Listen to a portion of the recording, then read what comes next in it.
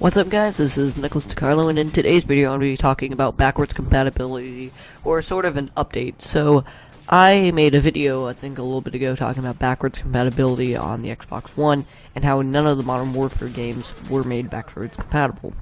Well, if you wouldn't believe it or not, I think yesterday or so, depending on whenever this video comes up, Call of Duty 4 was made backwards compatible.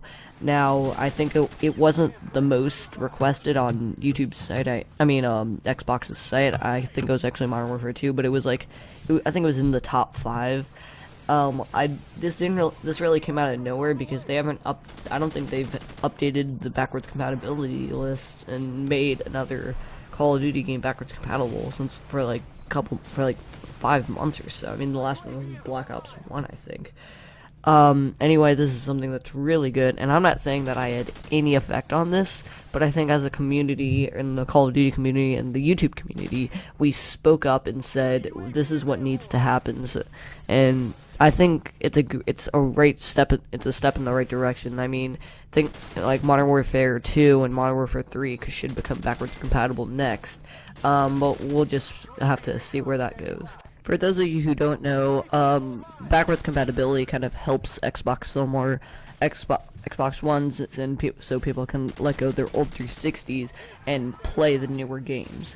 I think that if you didn't see my last episode, I talked about how Xbox probably could have made some more money if they just shipped the ones with backwards compatibility.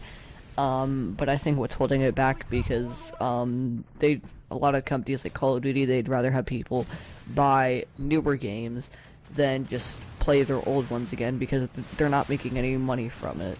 Sure, some people may rebuy the games with DLC, but it doesn't really make them much money. But I feel as a community, if we step up and buy old DLC and buy the older games again, Activision and Microsoft will both be able to see, hey, everyone seems to be buying the old games. Let's support them and keep patching them. Just because a game is over a year old, or 2 years old, or even 5 years old, it doesn't matter. You should keep on working on it. I mean, look at Ubisoft with Rainbow Six Siege. They never gave up.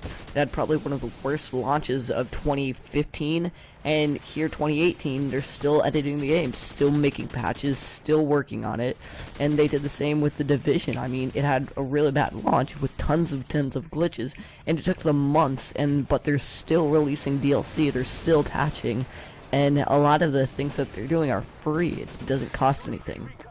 Anyway, that's all my opinions right now, and I'll see you guys in the next video. Peace.